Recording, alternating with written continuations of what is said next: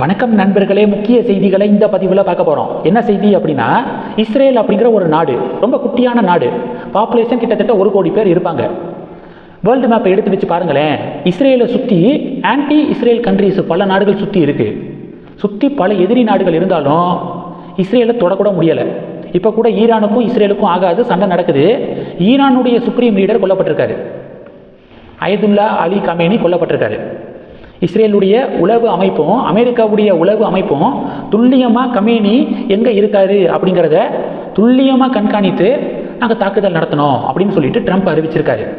அந்த அளவுக்கு தன்னுடைய உளவு அமைப்பை வச்சு பெரிய ஒரு பாதுகாப்பை பலப்படுத்தியிருக்கு இஸ்ரேலை தொடக்கூட முடியாத நிலைமை.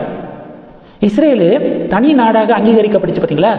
அப்போது அவங்க மேற்கொண்ட ஒரு பெரிய பிரச்சனை என்ன தெரியுமா? மொழி பிரச்சனை தான்.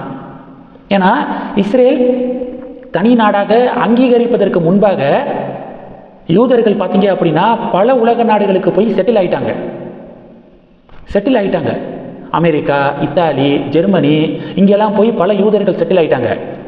ஒன்ஸ் இஸ்ரேலு தனி நாடாக அங்கீகரிக்கப்பட்ட பிறகு பல உலக நாடுகளில் செட்டிலான யூதர்கள் நம்ம இஸ்ரேலுக்கு போகலாம் அப்படின்னு சொல்லிட்டு இஸ்ரேலுக்கு திரும்புகிறாங்க.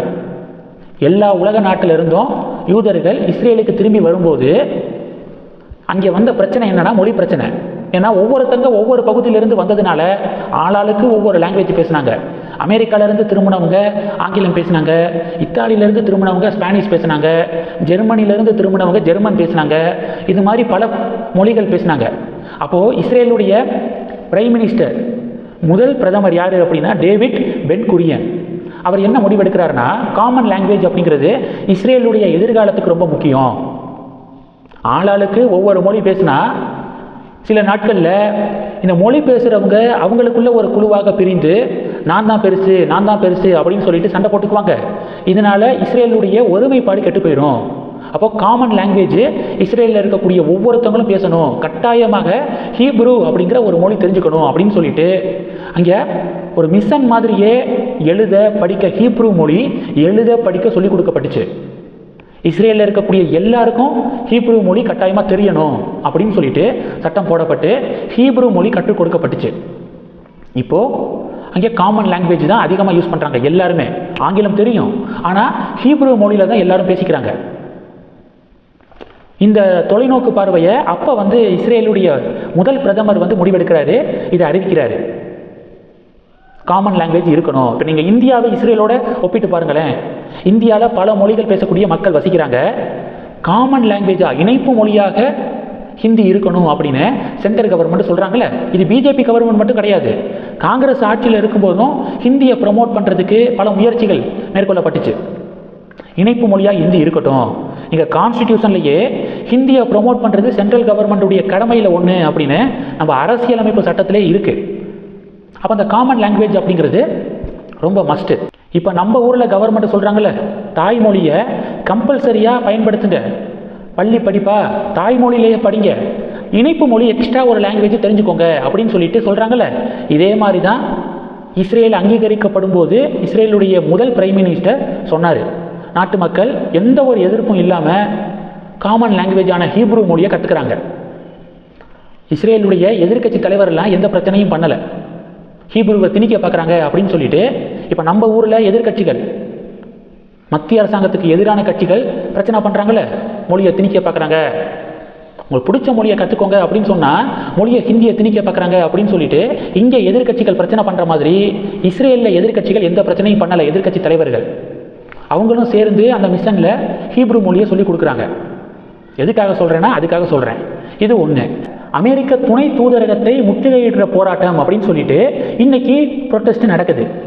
ஈரான் சுப்ரீம் லீடர் கமேனி கொல்லப்பட்டதை கண்டித்து இஸ்ரேல் அமெரிக்காவை கண்டித்து இன்னைக்கு சென்னை துணை தூதரகம் முற்றுகையிடும் போராட்டம் அப்படிங்கிறது நடந்திருக்கு. காவல்துறை தடுத்து நிறுத்தியிருக்காங்க. இந்த போராட்டம் யாருடைய தலைமையில் நடந்திருக்கு, யாரெல்லாம் இதில் பார்ட்டிசிபேட் பண்ணியிருக்கா தெரியுமா? தமிமுன் அன்சாரி, தனியரசு, கருணாசு, இவங்கெல்லாம் சென்னையில் இருக்கக்கூடிய அமெரிக்க துணை தூதரகத்தை முற்றுகையிடுற போராட்டத்தில் கலந்துக்கிட்டாங்க. ஆக்சுவலாக இது மாதிரியான தலைவர்கள் தங்களை ஃபாலோ பண்ணுறவங்களை சரியாக வழி நடத்தணும், ரொம்ப முக்கியம்.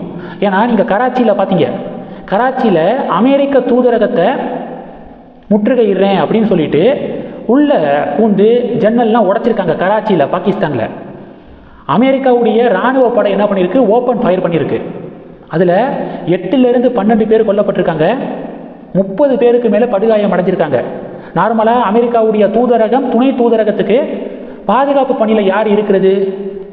தூதரகம் அந்த காம்பவுண்டுக்கு வெளியில் பார்த்தீங்கன்னா மாநில போலீஸு பாதுகாப்பில் இருப்பாங்க. காம்பவுண்டுக்கு உள்ளே பார்த்தீங்கன்னா அமெரிக்காவுடைய இராணுவ படை பாதுகாப்பில் இருப்பாங்க. அதனால் இவ்வளவு விஷயம் இருக்குது. இதில் சும்மா அரசியல் பண்ணுறேன் அப்படிங்கிற பேரில் கூட வரவங்களையும் கோர்த்து விட்டுட்டு இவங்க எஸ்கேப் ஆயிடுவாங்க.